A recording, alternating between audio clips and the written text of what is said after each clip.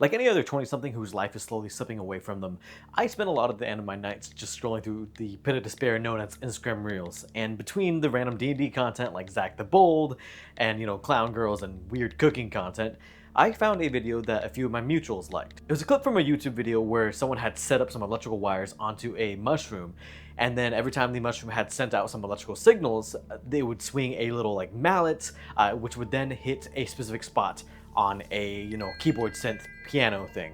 I checked out the actual video and all the comments are just talking about how they think this is what a mushroom would sound like or what kind of music a mushroom would make. For one, that implies that the mushroom had any choice in the matter, but all the cute little chime noises that the mushroom was playing was set up by the person with the camera to begin with. You could have just as easily set that piano synth to play just horrifying noises and it wouldn't be so cute. Everyone in the comments is talking about how cute it is or just making like puns about like fungi. But I don't know, I am terrified by it. I don't necessarily experience a lot of fear in my day-to-day lives, and I hope that most of you don't either, but this is truly horrifying to me. It's nightmare fuel to me. Just imagine this in any like cosmic horror kind of setting, and you're the mushroom, and some giant, unknowable creature comes up to you, attaches things that you don't quite know what they do, and every time you just live your normal life communicating around yourself, a random noise is played out into the void, and you don't know why they're doing it or what's causing the noises. Nothing makes sense about it. Even without putting yourselves in the metaphorical shoes of the mushroom, I still think that this begins to teeter on something that makes me deeply uncomfortable, and it's the idea of like communicating with something that we will truly never be able to communicate with or truly understand to a certain extent.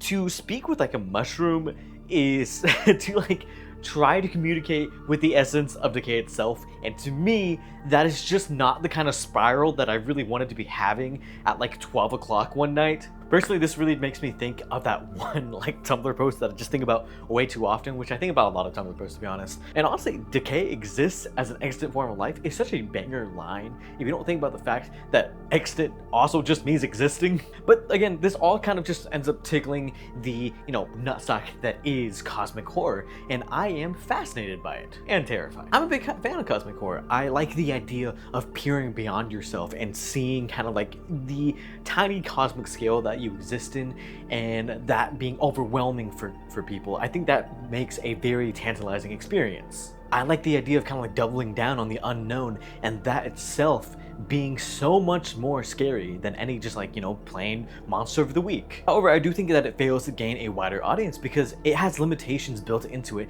that make it a little bit hard to work in visual mediums like film or video games. Limitations that, however, don't exist in the format of a tabletop role-playing game. Generally speaking, I think that film struggles to do cosmic horror because it's really difficult to describe the indescribable and talk about these unknowable creatures and then put them in film without accidentally describing them in some way. Like if you were to call something formless and then give it a form on film, then you kind of lose a lot of that mystique and fear and the overwhelmingness once you can comprehend it.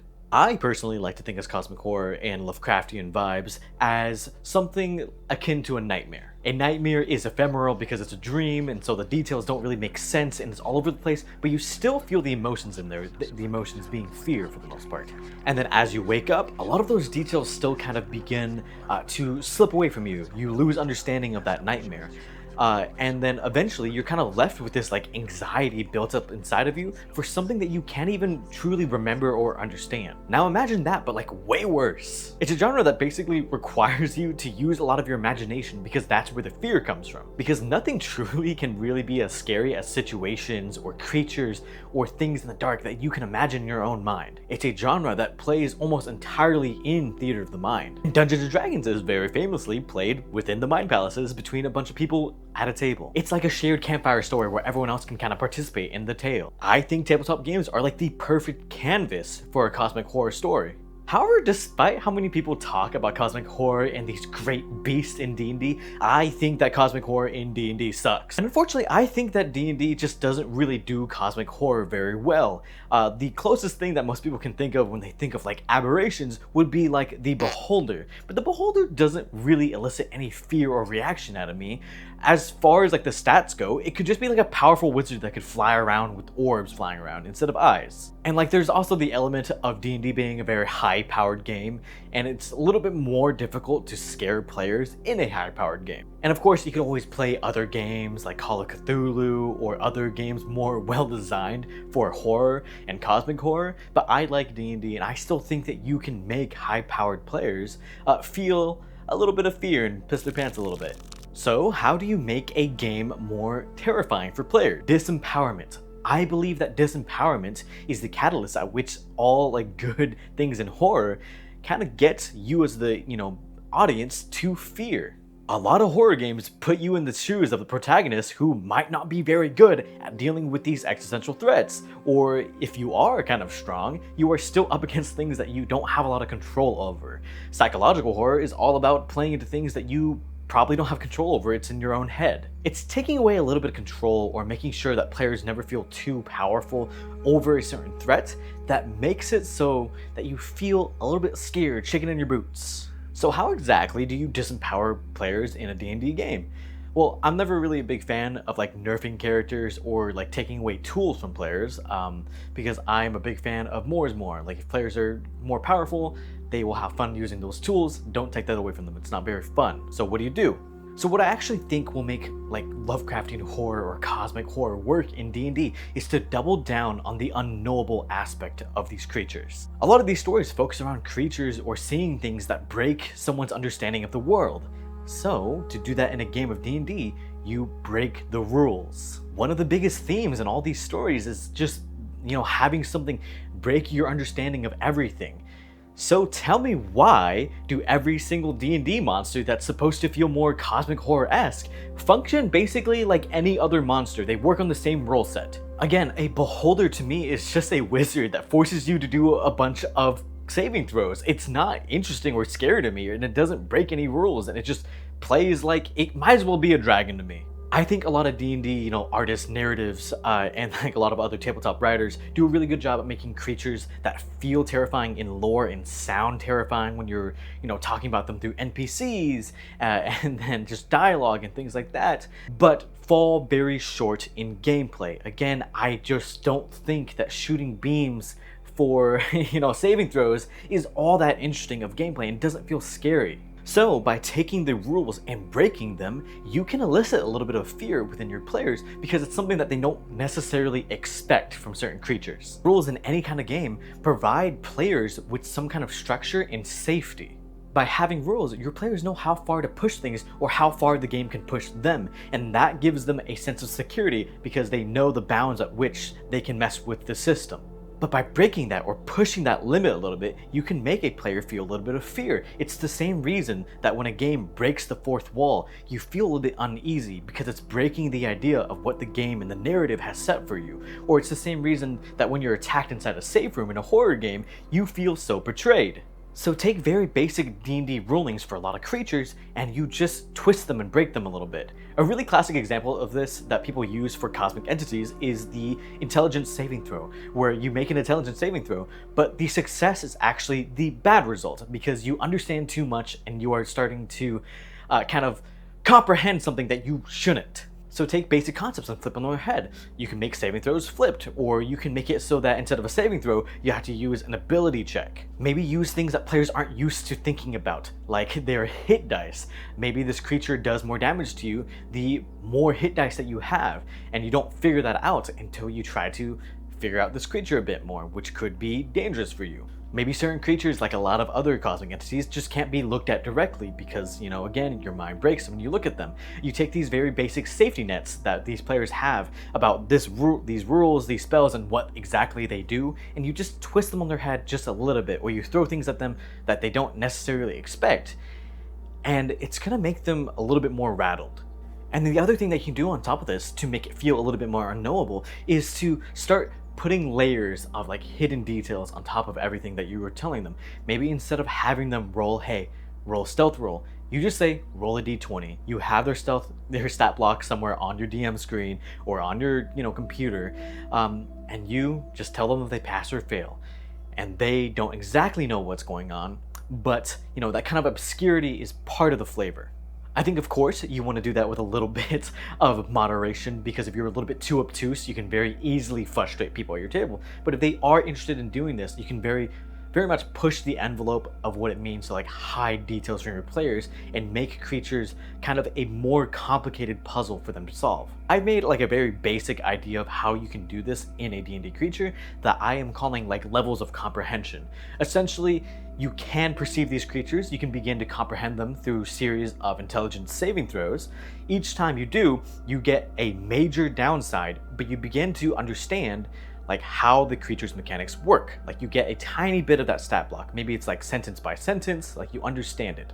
But each time you get a level of understanding, you get, hit with more damage. Maybe you take more psychic damage by the creature, or, you gain disadvantage. There's some kind of large downside to knowing the creature more than you should. To illustrate this, I'm gonna make a creature and I'm gonna draw a random blob on the screen, but just imagine it's called the Gloob, and there's a bunch of villagers in this town who keep talking about a creature that they have found near a lake or some kind of body of water nearby. They look in the reflection and they see a creature that they can only describe as impossibly wet.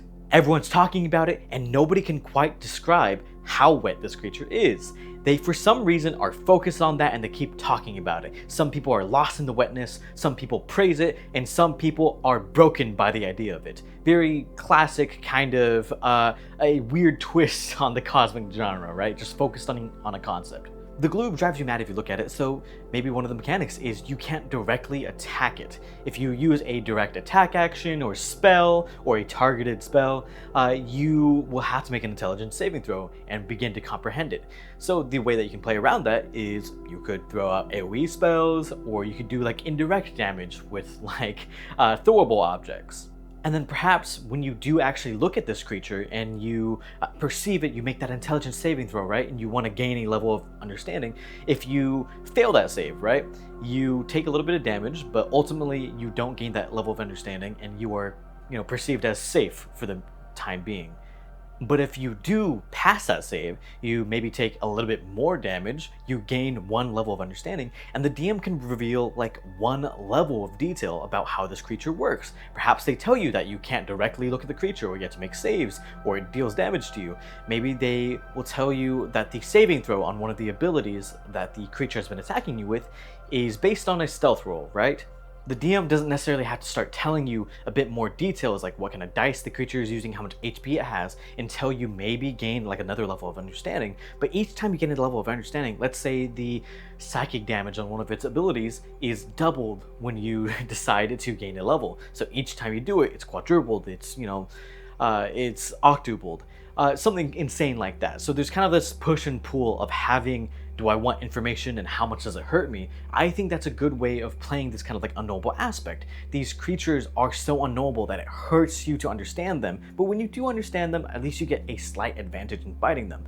And also, if you run an insanity system, which I'm going to start working into my games at some point, this would be a great chance to start playing with it. When you gain a level of understanding, you maybe get like a point of insanity, or however many points your system works in. I think it's a great opportunity to start weaving that in to your gameplay, because I think that fighting and gameplay should mix together. Ludonarrative dissonance. We want to avoid that at all costs. Point is, I think that we can make much more terrifying monsters if we play with the idea of the unknowable, play with the idea that understanding these creatures begins to kind of rot you from the inside out, and maybe some of them work in ways that the rules don't necessarily set in the monster manual. Perhaps some of them don't want to be hit directly. If they get hit directly, they get healed, things like that, but you don't know that as a player. Just play with rule sets that players aren't initially going to understand. Like they understand AC, they understand HP. What if you play with something that they won't get? I think that's a fun way to play the game. And I think that you can create very interesting monsters using a similar philosophy. I will probably write down the basic idea of the Gloob in the side, but feel free to make monsters. I just think the Illithid, the Beholder, the Aboleth, they all kind of just feel like, they feel like the Mickey Mouse of like cosmic creatures in TTRPGs. They're just so cartoonified and I don't like them, and they don't feel anything. They don't make me feel anything. But let me know if you guys have any ideas for making cosmic creatures in your games, and leave them in the comments. I would love to hear them. But thank you so much for watching. I do appreciate every other little comment that goes into the little area down below. Have a great day.